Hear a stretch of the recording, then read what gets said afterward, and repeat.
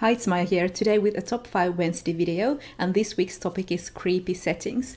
Top 5 Wednesday is of course a Goodreads group that is run by Sam from Thoughts on Tomes, and I will link both the group and her channel down in the description. But creepy settings, it's a great topic. I was so excited when it was announced, even though it did take a bit of thinking from my part. Some of these are settings that I actually do find creepy, and some of them are more like settings that speak to my aesthetic sense. And let's start with the list. On number 5 I have Jack and Jill's Portal World from the novella Down Among the Sticks and Bones by Seanan McGuire, and this is one of those that speaks to my aesthetic sense.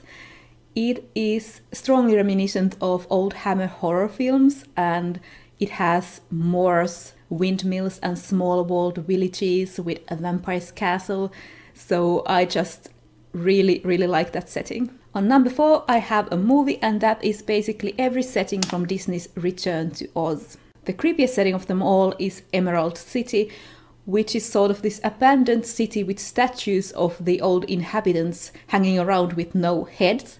And there are these creepy wheelers inhabiting the city. They are this gang of people with wheels on their hands and feet that go about wheeling about on all fours. They are so creepy. Then there's of course Mombi's Luxurious House and the Gnome King's Underground Realm.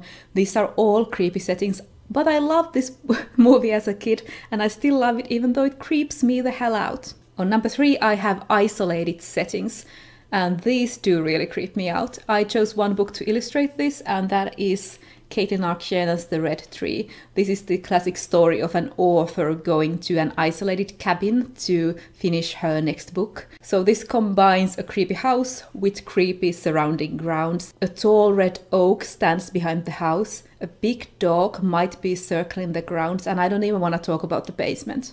One other isolated setting that I want to mention is the haunted or monster-infested spaceship. The same feeling of isolation and no one to help you is the thing that creeps me out about this. So instead of it being like an isolated house in the countryside, it is an isolated spaceship in the middle of space. A lot of science fiction movies and TV series have used this trope, for example Alien being of course one of the most well-known ones. This is so creepy. On number 2 I have the classic haunted houses and old mansions. In part this really speaks to my aesthetic sense again, like the house in the Addams Family movies.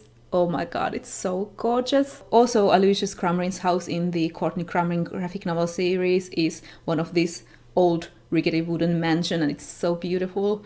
But there are also examples of creepy uses of this. Of course, this is a basic horror movie starting point, a horror movie setting of a family moving to a new house, and it is haunted. But that's a premise that I really enjoy, even though a lot of those movies don't turn out to be that great. But let's move on to the book examples of this, and the first that I want to mention is Coraline by Neil Gaiman. The creepiness factor in this is more the denizens of the house instead of the house itself. The house has people who look like their real-life counterparts, but with buttons for eyes. But also the idea of there existing this mirror image of your own house, but situated in this sort of pocket dimension with only trees and this misty whiteness surrounding it, and the denizens there want you to stay in this version, is really creepy. Also the shrieking shack from Harry Potter and the Prisoner of Azkaban. It's this derelict shack with screams coming out of it. Come on. If I was a student there or lived in Hogsmeade, I would never go anywhere near that shack. And I'd also like to mention The Haunting of Hill House by Shirley Jackson, wherein there's this feeling that something supernatural resides in the house with you. And on number 1, who would have guessed that I picked this book? It's Lost Hope from Jonathan Strange and Mr. Norrell by Susanna Clarke. So Lost Hope is the name of the house and grounds of the antagonist of this book, the Fae, the gentleman with the thistledown hair. In his house he holds this eternal ball with his subjects, but also kidnapped mortals taking part. But there are also these other really creepy festivities that are held there. But the thing that I love the most about this specific house, this specific setting, is that it forms a connection to a house in the real world. So this book takes place during the Regency period, and Lost Hope is linked to this London townhouse of one family. So in the servants' quarters, a bell appears for a non-existent room just titled Lost Hope. and people living in this house have this feeling of the forest closing in on the house, and time and again they hear bells tolling, and I love it. So those were my top 5 creepy settings. Let me know what is your favorite creepy setting, and is it favorite in the way that it truly creeps you out, or just that you love the aesthetics of it? And do you also love the aesthetics of like these old gothic mansions? Because I do. But anyway, that's all from me for now, and I will see you in my next video. Bye!